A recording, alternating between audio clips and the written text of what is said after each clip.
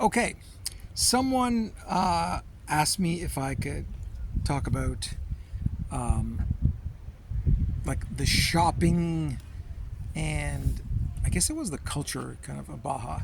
So I thought I'd answer this in a very explicit way.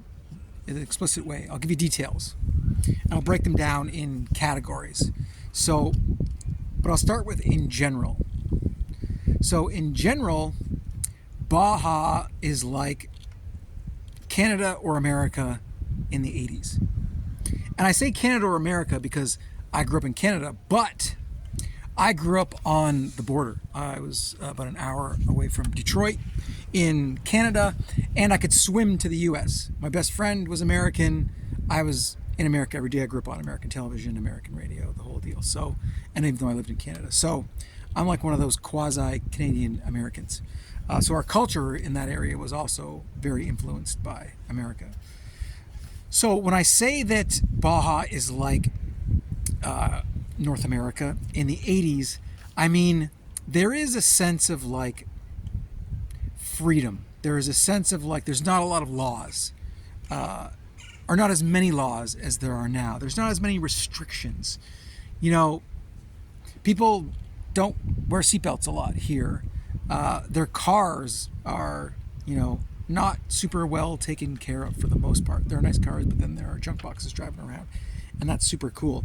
And it has the feel of the 80s because it's not as much of a consumer culture. There's more, the culture here is more family oriented. It has that throwback to like a much simpler time. And I mean, I was like just getting into my teens in the 80s. And so little things like the steaks here take me back to steaks in the 80s when they were super tasty, and like the smell of barbecue was amazing. And why is that? Well, we didn't have industrial meat farms, so you had more natural beef. You had, cows actually ate grass, is what they're supposed to eat, not grain, which is not supposed to eat. And so that's the one thing. The steaks taste better. Now, mind you, I grew up on canned vegetables, which is disgusting. So that was also a horrible part of the 80s. But anyway, but it has that feel to it. Like it's got this old-timey throwback feel. And I really, really enjoy that for a number of reasons. Because it was a much more easier, less complicated time. There was no internet. You had phones in your houses. There was television, but we spent most of our time outside. And the culture here is you spend your time outside and doing things and with people, and it's really amazing that way. So that's the general sort of culture.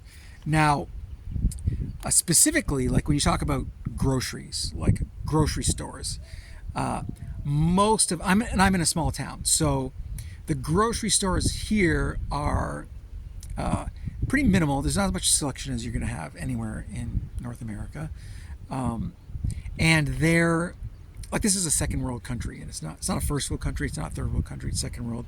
There's poverty for sure. People can live on far less here and survive, and so there's that sort of thing. So for groceries, there is, in the industrial side, in the mass produced stuff, there is generally lower quality, like cookies, cereals, chips, anything processed, all processed food. It is generally a lower quality. I mean, you can get this low quality in North America for sure. If you want to spend, very little money, you can definitely get stuff that is low quality, and then you can get stuff that's high quality, like high foods and local markets and organics and stuff like that. Here, the organics is more like local and natural, so you can get that from the farms because you can grow anything here, from oranges to avocados to strawberries. I mean, it's sunny all the time, so everything grows. You can even do your own farming, do your own garden. So you've got that, but as far as like processy kind of foods, or like, fancy chips, kettle chips, and like kombucha, and these sort of like fancier, more expensive kind of upper scale food products that you can get across Canada and across the US, there isn't a ton of that here. Organic soaps or things like that. So you have to go to the bigger towns and look for it. And it's going to be more expensive than the local stuff. It's going to be priced at like American prices or Canadian prices, or sometimes even more, because they have to import that stuff from America or from Canada. So, and it takes 22 hours to drive here. So you're going to be, if you are looking for stuff from North America, you're probably going to pay a little bit more. So as far as groceries, then what happens is you find like local butchers, local guys that have good meats, and then you find local markets where they have good vegetables and good fruits, and then you pick and choose. You got to find your spots here and there, but they're there and they're around, and generally, especially on the meat side, you save a ton of money. Like a good steak is like 200 pesos, which is like, what is that, $12 US? And that's like what, $14 to $16 Canadian? And it's local and it's grass-fed and it's really, really good. So you're going to get those deals when you look for them, you find them. If you're just visiting here, obviously you're not going to find all these things, and it's going to be, you're going to, get sent to more of the tourist stuff where you're going to pay a little bit more. You have good food, and then you also have the local taco shops and stuff like that. So on the restaurant side, the same sort of thing. You've got, gringo tourist restaurants where they charge North American prices for sure, and the food is generally at North American levels, sometimes better, sometimes worse. And then you have like taco stands and places where, you're guessing, and sometimes you'll get Montezuma's Revenge, and sometimes you'll get an amazing meal. So you got to know what's good in these places and find the good spots, and then you can get good value meals at restaurants, and you find your places, and there's lots of them around here. So that's sort of the restaurant mix of things. And so now for like household items, if you're living here, it's also more difficult to get. We have so many conveniences in North America. Like we can get everything and anything, and mostly because it's all imported from China. But there's tariffs.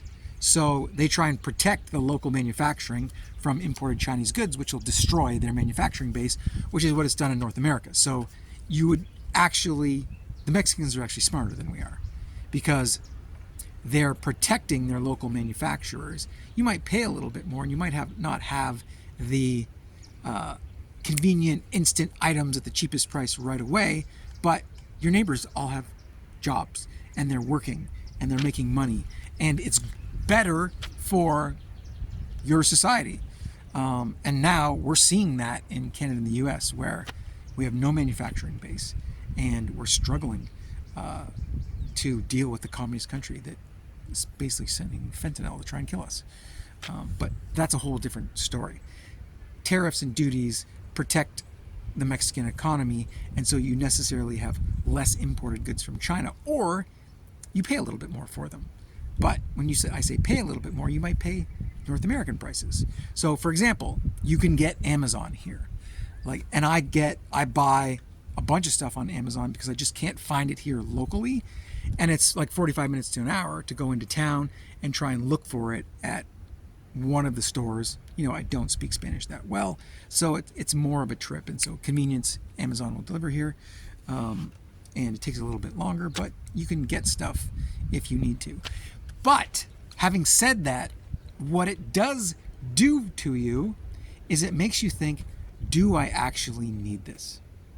And what I find is that I just buy a lot less, because once you have to think and it's a little bit more convenient and it's a little bit more pricey, then you kind of go, maybe I can do without this. And for the most part, you can. And so it makes for less of a consumer lifestyle living, and I really enjoy that. Also because I live off grid, and so I get to build stuff, I get to repair stuff. I'm forced to build stuff. I'm forced to repair stuff. I'm forced to do things on my own, and it's making me a better human. I've got skills that I never had when I was a young man in North America, and that I wish I had. And now I get to practice those. And now I know, oh my God, setting up a toilet, repairing a toilet is really easy. And before I was like, oh, this is difficult. Repairing parts of my car, these basics, I go on YouTube and I can figure out how to do basic repairs, and they're not that difficult. And I feel a lot better, and I don't have to bring it to a shop and wait and do all these things and pay a lot of money to fix my own stuff. I feel better about myself as a human because I've got skills now. So that's another great thing about the lifestyle here. And on that note, when I talk about cars, like the one thing about cars in Baja is that Baja will destroy your vehicle. And part of that is that the roads are just not maintained at all. So everywhere is a bumpy road. Everywhere is a pothole. And so if you don't have a 4x4 and good shocks, then you're going to use your shocks and you're going to use them up. And if your car has a tendency to fall apart, it's going to fall apart here. And then you have the dust, and then you have the sand, and then you have the salt, and the ocean weather as well, and the sun all the time that will decompose your vehicle. So you really have to do a good job of maintaining your vehicle and get it repaired, and get a 4x4 because that's your need. And it's actually quite fun to readjust your vehicle and turn it into a Baja buggy, which is what my truck has become, and it's amazing, and I love it. But it's been a struggle because it's also hard to find really good mechanics, even though it is really cheap here to repair your vehicle. I mean, ridiculously cheap compared to North America. I think like an oil change costs like $16. And what you do is you just go buy your own oil, and then you bring it to them, and they do the oil change. I mean, the last one cost me $25 for an oil change, and I brought my own oil, and that to me is an amazing price. So, but it is difficult to find a good mechanic right away. They're not just there. But again, you're not going to pay the prices that you pay in North America. So that's the car realm here. And the other thing is as a tourist, I can bring my car from my country because I drove it here and drive it around, no problem. And if I wanted to drive a Mexican vehicle, then I'd have to become like a temporary resident or a permanent resident. But I don't want to do that. I want to keep my vehicle, and my vehicle has Canadian plates because I just pay $5 a month to keep my Canadian plates. And you Americans know that you can do the whole, what is it, South Dakota thing, where, because there's all these South Dakota plates. It might be North Dakota anyway, where you just register your vehicle there and you keep the plates and you can drive them here without a problem. So that's also really convenient because insurance here is dirt cheap. Like, I think my insurance cost me $350 for an entire year. Yeah, a whole year. So pretty good. What else? That is most of it, actually. And that's a lot. So I'm going to leave it at this. And if you have any more specific questions, hit me. And then, of course, this is YouTube. So if you like the video and you subscribe, you'll hear more. And that helps me out. I don't know how it helps me out. Well, it gets me more subscribers and more people see it. So if more people are interested in Baja, then they can see this and they'll get good information. And it'll help them. And for the most part as well, come to Baja. Don't be a dick. Don't bring your entitlement. Don't bring your North American culture here. This is a different culture. Be humble. Respect the culture. Learn Spanish. I'm trying. I suck at it. I'm really trying. And then you will absolutely love this place. Later.